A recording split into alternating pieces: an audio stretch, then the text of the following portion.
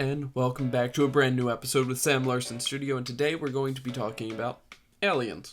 I want to do a little bit of a series regarding aliens, because there are a lot of facets to them, there are a lot of options, they're basically endless, so let's just play around with some ideas. By the end of this, you should be designing your own aliens and coming up with your own ideas. I would love to see what you come up with. But first, let's go over what makes an alien look like an alien. Because of the range of options for what aliens look like, there is no necessary definition for what they look like, alright? But, you want to guarantee it'll look like an alien? Doing this long face, and those big eyes, and then whatever kind of mouth is going to guarantee it looks like an alien. This is your typical Green Man kind of alien. There's always the ones from the movies that have that longer head shape. Freak your mouth inside of that mouth, you know. So this isn't a perfect representation of one. But the main point here is there are certain things that'll guarantee that your audience recognizes it as an alien. You don't always need to use those elements, but if you have them, your audience will recognize them. UFO. There are any number of ways to draw the UFO, and you can go with whatever you want. If you have the green character, I forgot that there's also the Toy Story ones. The 3 eyes on them. Big smile going all the way across. This isn't a perfect representation of them, just fun little nod to them. Anyways, if you create an alien, you can create them as being green, and you can go with the typical depiction of an alien. But you can do any kind of design for an alien. Line of action, little rectangle, and little foot going up.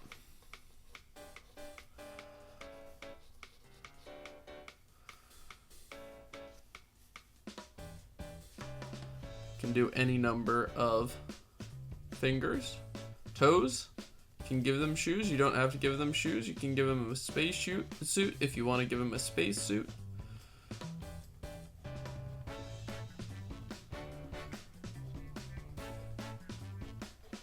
This is one of my favorite little characters. I named him Avocado, and I just enjoy drawing him. And he was initially made for a class with John Pomeroy, where we had to come up with an alien character. So he's got his brain inside of his head.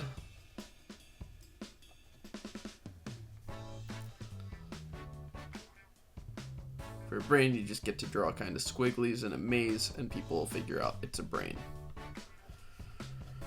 But yeah. Why am I showing you him? He breaks all the conventional rules of what makes an alien look like an alien, but also if you give him a spaceship, you have him going and picking up cows, then people will figure out he's an alien. I also want to go over harsher aliens and just kind of like general rules for them. You can come up with any number of rules. It's basically come up with their personality and define it, and you can figure out what they look like based off of that. I wanted a more innocent looking character, so I didn't make him evil looking. I didn't make him look like he's going to try to take over the world. Instead, he might just try to kidnap a cow.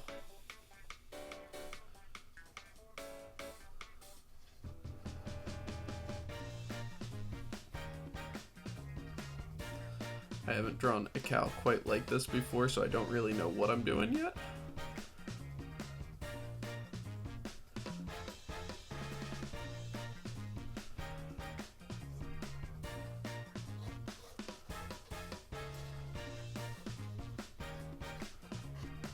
Using our rules of shapes, I can figure out what I want that cow to look like. Gotta have the udders there. And you can tell maybe he's just a little bit excited because he found a cow. So again, there's just certain rules that you can apply to aliens.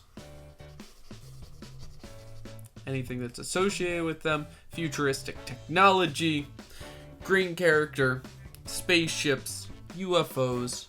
If you use those, it'll guarantee that your audience recognizes it as an alien. These are just certain traits that aliens are known to have, but that's not needed. First lesson was just going over what makes an alien an alien. How do you guarantee that for your audience? And how can we play around with that? We've got a basic intro to it. I'm excited to keep on going with this. Thank you so much for watching, and I will see you in the next episode.